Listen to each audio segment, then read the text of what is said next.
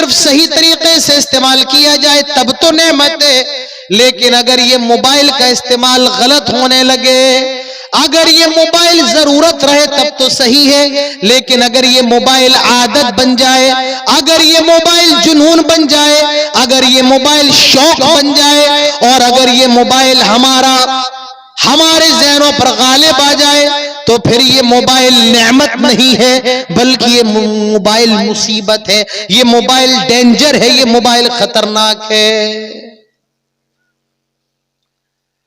آج ہم میں کتنے لوگ فیس بک چلاتے ہوں گے؟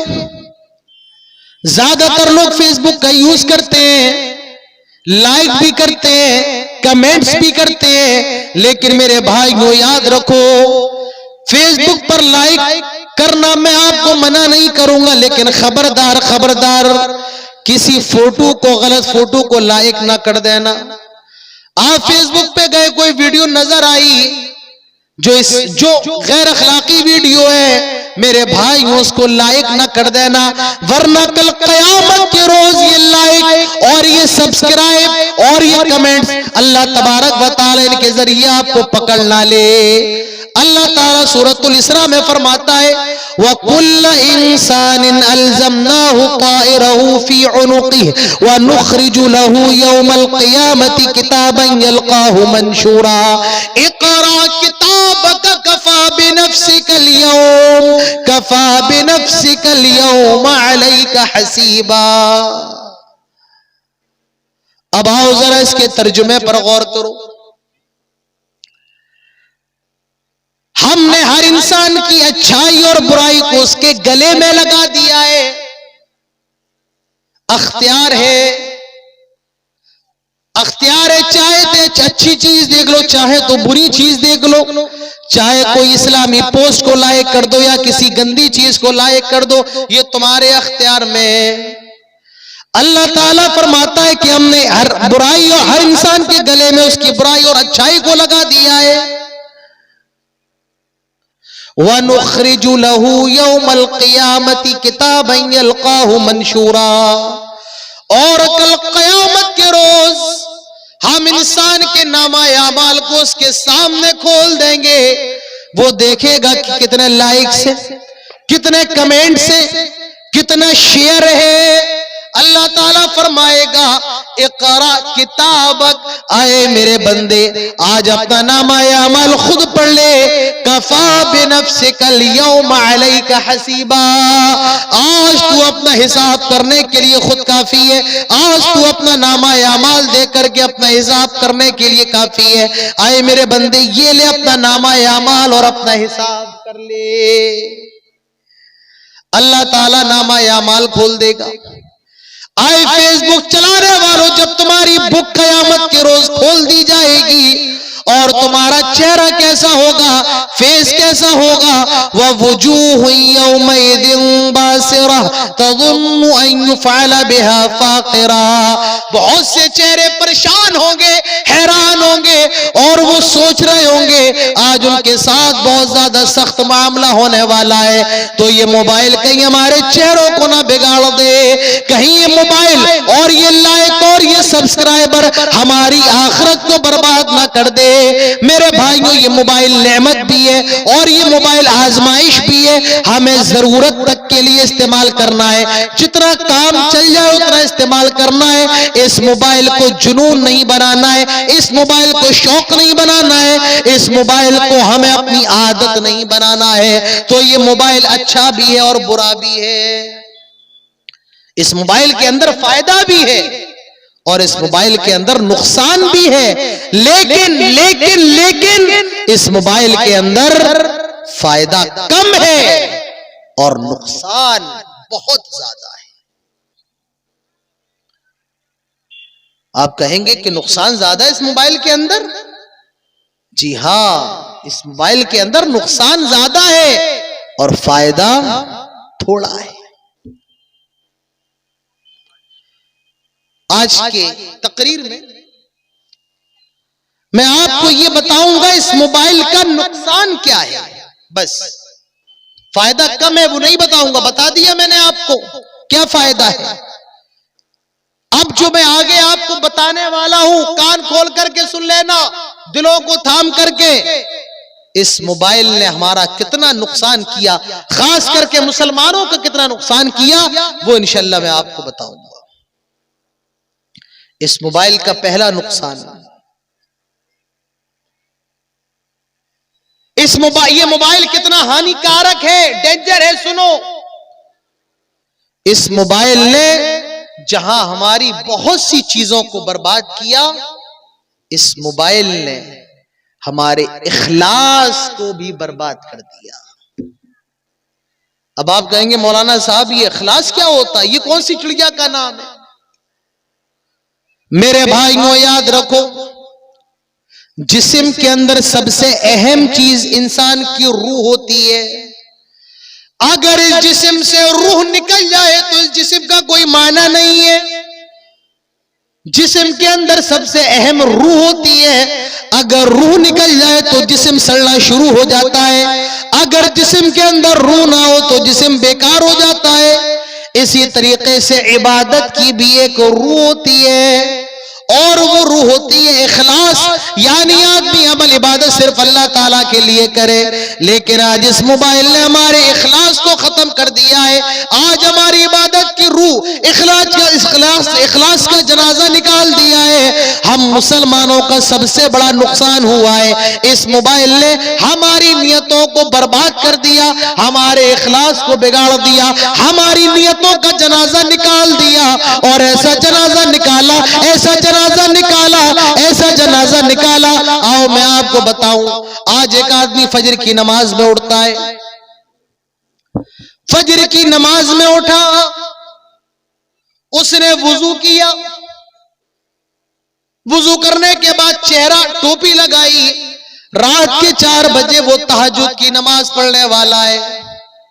اس نے مصلی بچھا دیا لیکن ابھی نماز نہیں پڑھی ہے. مصلی کا ایک فوٹو لے کر کے اپنی فیس بک سٹوری پہ لگا دیا، اپنے سٹیٹس پہ لگا دیا، اور اپنے دوستوں کو یہ بتانے کی کوشش کی ہے میں رات کے 4 بجے اٹھ کر کے تہجد کی نماز پڑھ رہا ہوں. آئے اللہ کے بندے، تو نماز تو اللہ تعالیٰ کی رضا کے لیے پڑھ رہا ہے، اللہ تعالیٰ کی خوشنودی کے لیے پڑھ رہا ہے. کیا ضرورت ہے کسی کو یہ دکھانے کی کہ تو تہجد کی نماز پڑھ رہا ہے؟ تہجد تو آدمی اپنے رب کو راضی کرنے کے لیے پڑھتا ہے. تہجد کا معاملہ اللہ اور اس کے بندے کے درمیان کا ہے. اللہ کے نبی کا ارشاد ہے، افضل الصلاۃ بعد الصلاۃ المفروضہ بعد الصلاۃ المکتوبہ الصلاۃ فی جوف اللیل. اللہ تعالیٰ کو جو نماز سب سے زیادہ پسند ہے، اللہ تعالیٰ کو جو نماز سب سے زیادہ محبوب ہے، وہ نماز ہے فرض نمازوں کے علاوہ رات کے آخری حصے میں تہجد پڑھی جائے. اللہ تعالیٰ کو تہجد کی نماز بہت زیادہ محبوب ہے. ابھی رات کے 12:45 بج رہے ہیں، آپ جلسہ سن کے گھر جانا، میرے بھائیوں گھر جا کر کے سونا جانا، اپنے گرم گرم بستروں کی آغوش میں نہ چلے جانا. کم سے کم 2 رکعت تہجد کی نماز پڑھ لینا، 2 رکعت، کیونکہ اللہ تعالیٰ کو یہ نماز بہت زیادہ پسند ہے.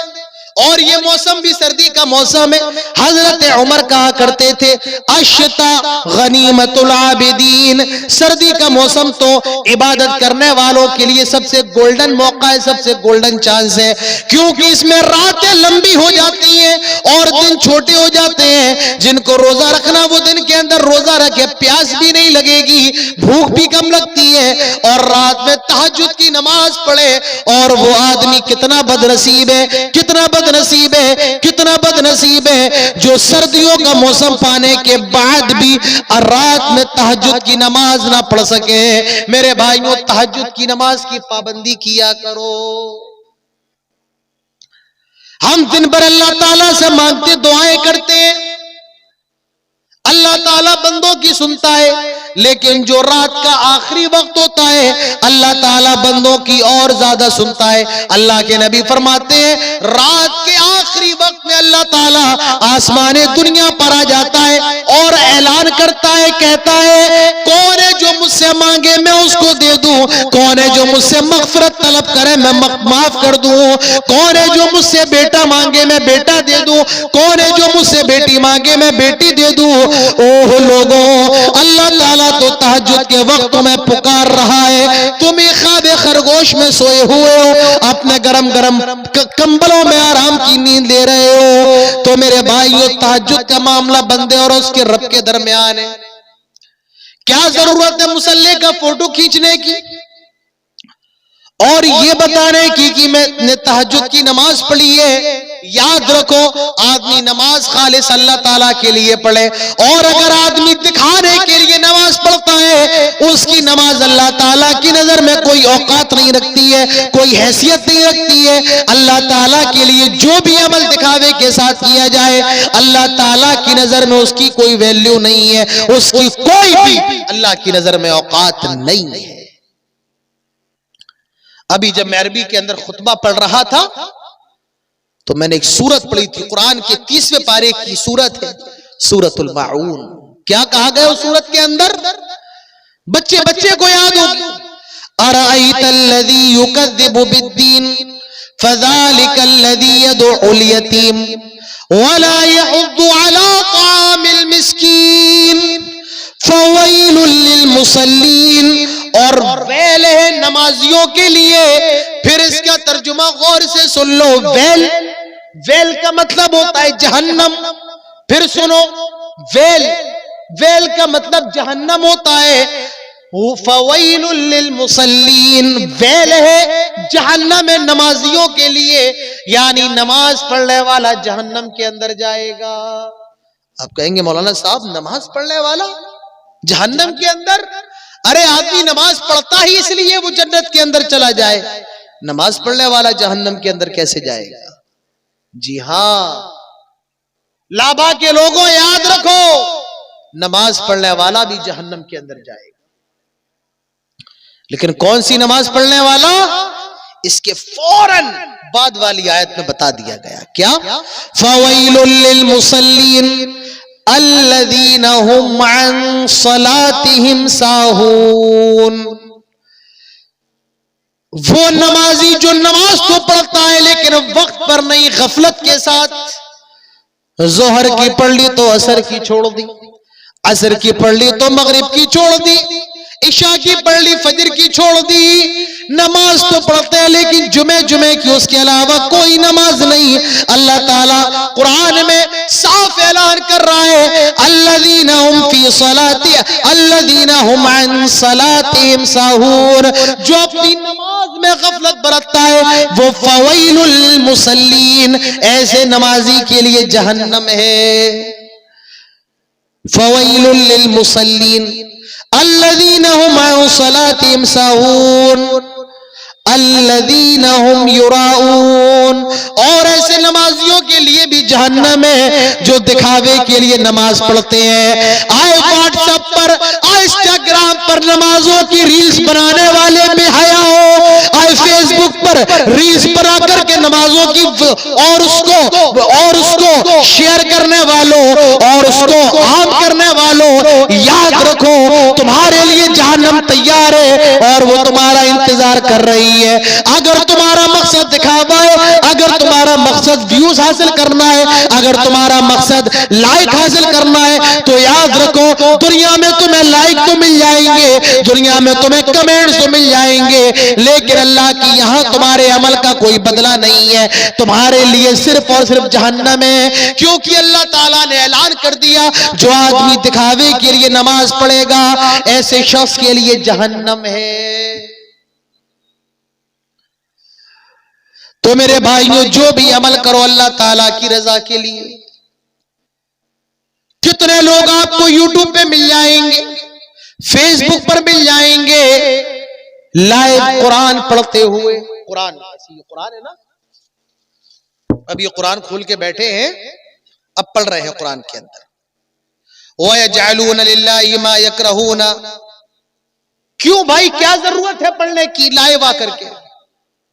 نہ تو آپ قاری ہیں, نہ آپ ٹیچر ہیں, آپ کو تو قرآن بھی نہیں پتا ہے, آپ کو تو عین نکالنا بھی نہیں آتا ہے, آپ کو تو اخفا بھی نہیں معلوم ہے، آپ کو غنہ بھی نہیں معلوم ہے، آپ کو قلقلہ بھی نہیں معلوم ہے، آپ کو تو اشمام بھی نہیں معلوم ہے، کیا ضرورت ہے قرآن پڑھنے کی لائے وا کر کے؟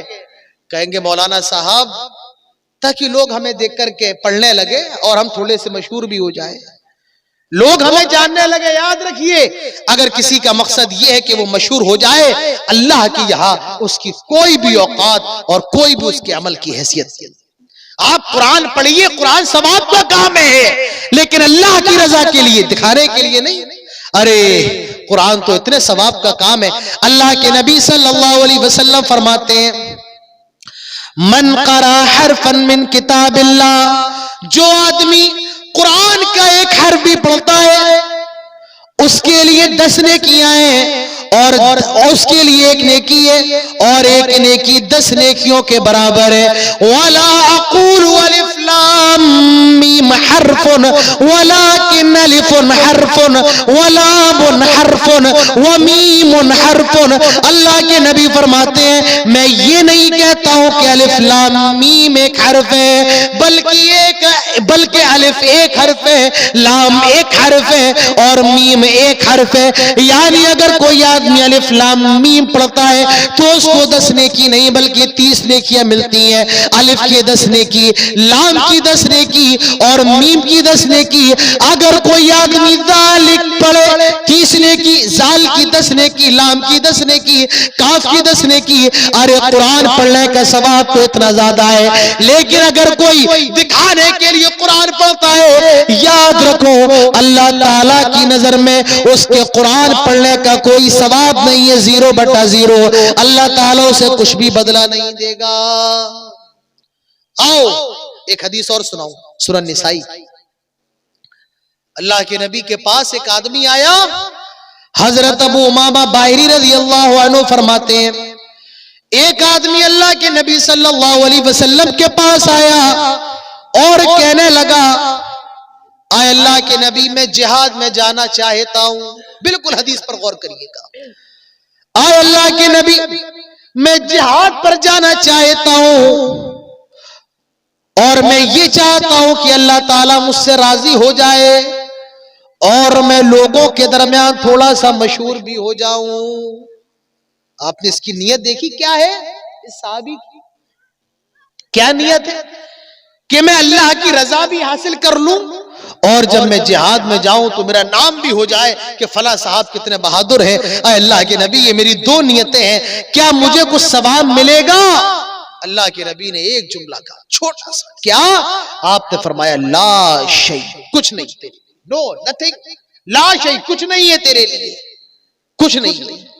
اللہ کے نبی بولتے کم تھے لیکن معنی بہت ہوتا تھا۔ کیوں؟ کیونکہ اللہ کے نبی کو 6 ایسی چیزیں دی گئی جو کسی نبی کو نہیں دی گئی۔ اس میں ایک چیز کیا ہے؟ جوامع الکلم۔ اللہ کے نبی صلی اللہ علیہ وسلم کو جامع کلمات عطا کیے گئے۔ آئے اللہ کے نبی میں جہاد میں جانا چاہتا ہوں اور میری نیت یہ ہے کہ مجھے اللہ تعالیٰ کی خوشنودی بھی حاصل ہو جائے اور میں لوگوں کے درمیان فیمس بھی ہو جاؤں۔ اللہ کے نبی نے فرمایا لا شیء، تیرے لیے کچھ بھی نہیں ہے، کچھ بھی نہیں ہے تیرے لیے۔ لیکن اس آدمی نے دوسری مرتبہ پھر یہی سوال دہرایا۔ اللہ کے نبی نے وہی جواب دیا جو پہلے دیا تھا۔ آپ نے پھر فرمایا لا شیء، تیرے لیے کچھ بھی نہیں ہے۔ اس آدمی نے پھر تیسری مرتبہ یہی سوال دہرایا۔ اے اللہ کے نبی میں جہاد میں جانا چاہتا ہوں تاکہ اللہ تعالیٰ مجھ سے راضی ہو جائے اور لوگوں کے درمیان میرا نام روشن ہو جائے۔ اے اللہ کے نبی بتائے مجھے ثواب ملے گا کیا نہیں؟ اللہ کے نبی نے اب فرمایا ان اللہ لا يقبل من العمل الا ما كان له خالصا وابتغي به وجهه۔ یاد رکھو اللہ تعالیٰ صرف اسی عمل کو قبول کرتا ہے جو خالص اللہ تعالیٰ کی رضا کے لیے اور اللہ تعالیٰ کی خوشنودی حاصل کرنے کے لیے کیا جائے۔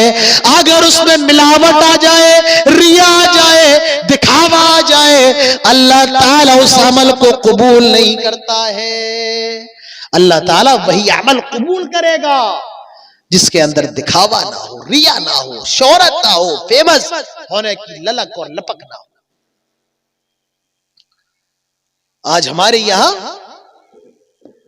سوشل ورک کرنے والے لوگ بہت ہیں. ابھی سردی کا موسم آ گیا ہے, کمبل بانٹے جائیں گے, بانٹ رہے ہوں گے روڈوں پر. غریب بیچارے لائن میں لگے ہیں, ایک کمبل دیا جائے گا ان کو. لیکن بڑے افسوس کے ساتھ کہوں گا, کمبل تو ایک دیا جائے گا لیکن فوٹو کھینچنے والے کیمرہ مین 10 ہوں گے.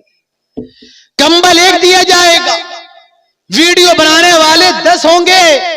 ارے اللہ کے نیک بندے, اگر تجھے کسی کی مدد کرنا ہے تو چپ چاپ کر دو نا, دکھانے کی کیا ضرورت ہے.